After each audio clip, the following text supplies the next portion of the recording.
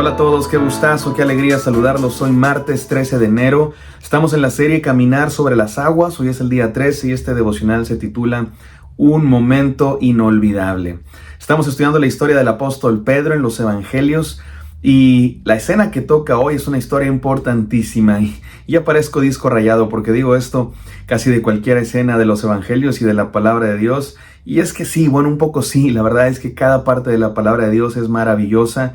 No sé ustedes, pero yo mientras más la leo, más me enamoro de nuestro Señor, más me apasiono por su palabra, más conocemos a nuestro Dios y eso es extraordinario. Y el día de hoy toca una de esas escenas extraordinarias en todo sentido. Se trata de la transfiguración.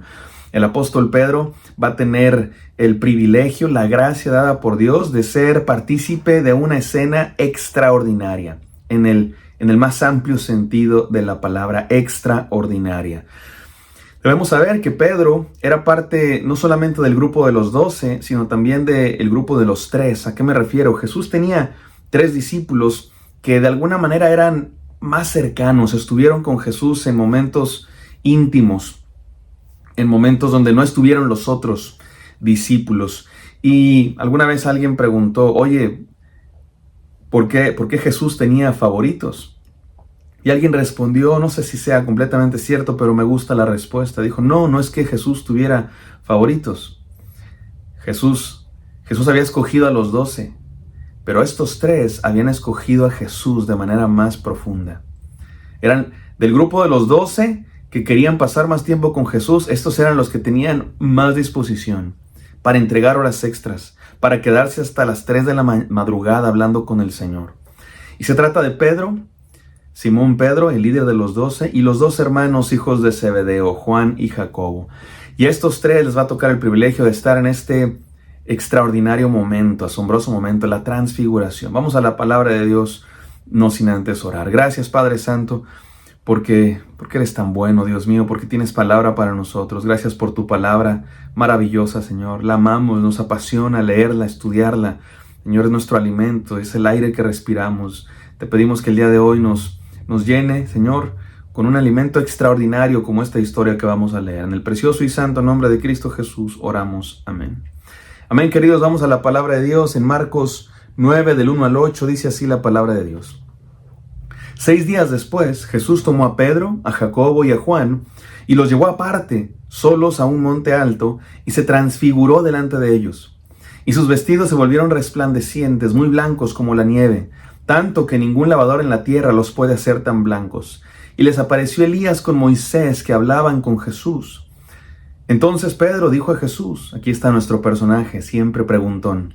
Entonces Pedro dijo a Jesús, Maestro, bueno es para nosotros que estemos aquí. Llegamos 3 enramadas, una para ti, otra para Moisés y otra para Elías. Porque no sabía lo que hablaba, pues estaban espantados. Entonces vino una nube que los hizo sombra, y desde la nube una voz que decía, Este es mi Hijo amado, a él oíd. Y luego cuando miraron, no vieron a nadie más consigo, sino a Jesús solo. Hay mucho que decir de esta historia, como cada historia de la palabra de Dios. Vamos a decir algunas breves cosas respecto al texto bíblico y luego vamos a las enseñanzas.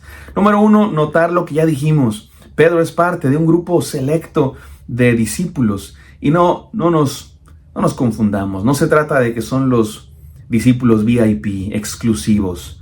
No es el punto. El punto no es excluir a otros.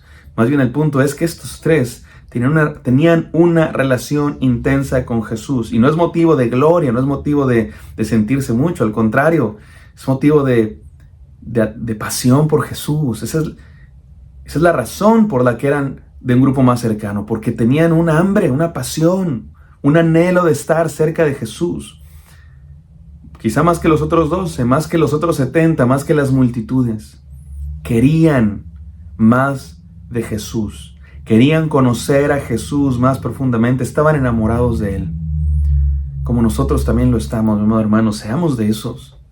Seamos de esos discípulos que no se conforman con un poquito de Biblia a la semana, sino que quieren más. Que no se conforman con un poquito de oración al día, quieren más.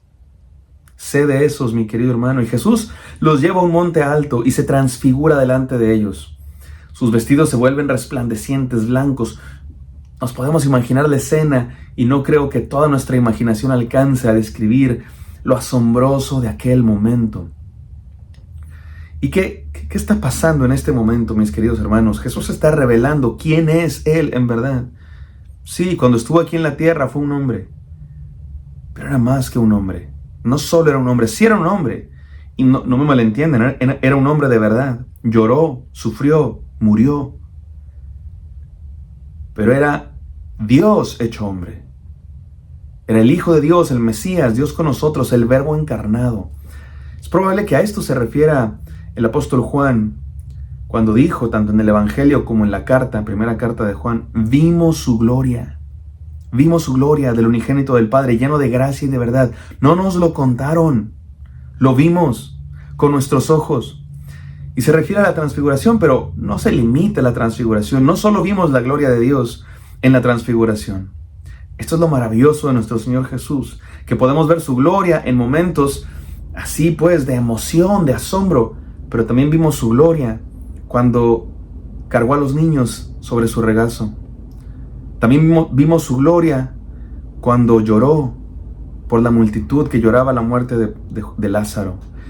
Y sobre todo vimos su gloria en la cruz del Calvario, cuando fue crucificado. Y en este momento está Jesús transfigurado, el resplandor, digamos que está mostrando su identidad más allá de hombre. No solo era hombre, también era Dios. Sí, era hombre, pero también era Dios con nosotros. Y dice la Biblia que aparecieron Elías y Moisés. ¿Por qué Elías y Moisés? Es muy sencillo de entender esto si entendemos el contexto judío. Para los judíos, noten ustedes que los judíos no tenían la Biblia completa. Nadie decía, oye, vamos a leer la Biblia. Solamente tenían los primeros 5 libros de la Biblia, el Pentateuco, los profetas, que son los que nosotros llamamos libros históricos y libros proféticos. Y apenas estaban terminándose de escribir o de editar lo que se conoce como los escritos, que es la última parte del Antiguo Testamento, los libros poéticos y los libros sapienciales y algunos otros libros históricos. Así es que la gente no decía, oye, vamos a leer el Antiguo Testamento. No había Antiguo Testamento, si todavía no hay ni Nuevo. No estaba formado como tal. Sí existían los libros, pero no se les llamaba así. No se le llamaba Biblia, no se le llamaba Antiguo Testamento. Entonces, ¿cómo se le llamaba? En pocas palabras, se le llamaba la ley y los profetas, porque era el resumen de los libros sagrados donde escuchaban la voz de Dios, el pueblo de Dios. Así es que cuando aparecen Elías y Moisés, son la ley y los profetas. Moisés es quien escribió la ley.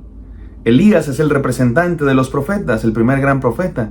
No parece que haya escrito ningún libro, pero sí fue el iniciador de toda la tradición profética, clásica por decirlo así. Así es que cuando aparecen Elías y Moisés, está apareciendo toda la historia del pueblo de Dios, representantes de todas las promesas de Dios, representantes de todo lo que Dios ha hecho, representantes de la palabra de Dios. Y hablaban con Jesús. Y no es necesario que nos hagamos aquí preguntas de, oye, entonces ¿pueden venir los muertos a hablar con los vivos? No sé si eran Elías y Moisés de verdad resucitados, probablemente eran una aparición que representaba a Elías y Moisés. No lo sé, no podemos estar seguros. A mí me da la impresión de que son representantes, figuras que representan a Elías y Moisés. Si acaso vinieron de entre los muertos, no significa que ustedes y yo podemos andar invocando a los muertos de ninguna manera. Este es un momento único, especial, definitivo, que no tenemos por qué andar replicando. A pesar porque no somos Jesús, ni nos transfiguramos. Y Dios es todopoderoso y Él puede hacer lo que Él quiera cuando quiera, nosotros no. En todo caso, a mí me parece que más bien se trata de representantes, figuras que representan a Elías y a Moisés con los que habla Jesús. Y luego viene Pedro con su clásica impulsividad. Señor Jesús, vamos a quedarnos aquí. ¿Nunca te ha pasado que estás en un servicio de la iglesia, en un campamento, en un retiro, en un concierto, en un sermón, en una noche de oración, en una vigilia, en una célula, en uno de esos momentos donde de verdad estás pues enfocado en la palabra de Dios, apasionado, ¿no? Está lleno de pues no sé, el Espíritu Santo está en todas partes, pero hay momentos en que el Espíritu Santo toca nuestro corazón de manera especial. Y en esos momentos nos pasa lo que a Pedro. No nos queremos ir. Estamos ahí en el campamento, en el retiro. Oigan, no hay que regresar. No quiero regresar a la escuela, a trabajar, a la rutina. No nos podemos quedar aquí. donde oramos todos los días por las mañanas, porque en los retiros, campamentos, hacemos lo que no hacemos normalmente, ¿no? Nos despertamos y hacemos un devocional en grupo, y luego desayunamos juntos, y luego estudio bíblico, y luego alabanza, y luego otro devocional, y luego juegos, y luego noche de oración y alabanza, y no nos queremos regresar.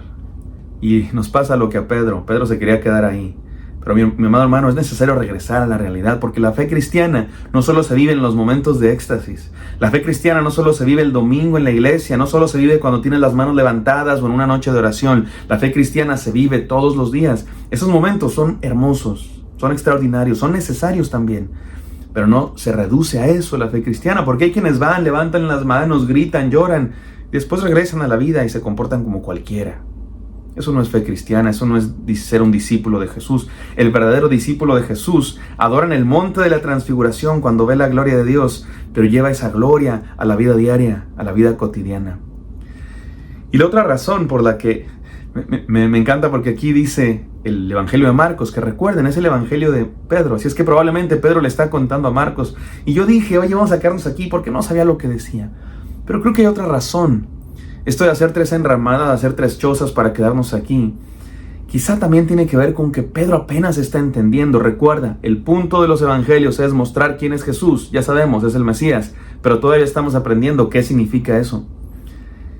Y hay quienes dicen que lo que está haciendo aquí Pedro es que no, está mostrando que no ha terminado de entender quién es Jesús. Lo dice el propio texto, no sabía lo que hablaba. Me imagino a Pedro diciéndole a Marcos, y bueno, yo dije eso porque no sabía lo que hablaba.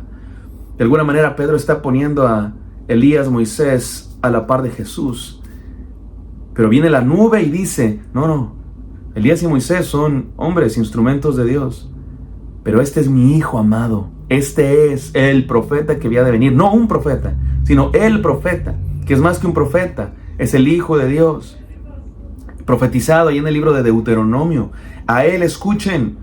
Este sí tiene voz de Dios, porque no solamente tiene palabra de Dios, él mismo es la voz de Dios. No se comparan Elías y Moisés con Jesucristo.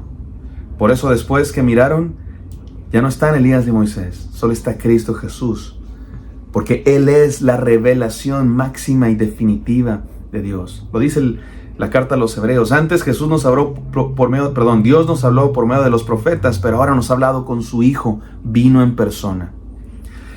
3 enseñanzas para terminar este devocional, queridos hermanos. Número 1, reconoce quién es Jesús. Jesucristo es Dios mismo en la carne. Es el cumplimiento de todas las promesas de Dios. Por eso aparecen Moisés y Elías, porque Jesús es la culminación. Todo lo que ha dicho Dios hasta ahora apunta a este momento. Dios con nosotros en Cristo Jesús. Reconócelo, mi amado hermano. No es un profeta, no es uno más. Jesús es la revelación definitiva, de una vez y para siempre, de Dios. Número 2, obedece la voz de Dios. No solamente se trata de reconocer quién es Jesús, sino de obedecerlo. Y de no oír este es mi hijo, óiganlo a él, no escuchen otras voces. Y número 3, regresa a vivir a la realidad. No te quedes en el monte de la transfiguración, mi amado hermano, en esos momentos que queremos congelar. No, es necesario regresar, bajar del monte de la transfiguración a vivir la vida diaria.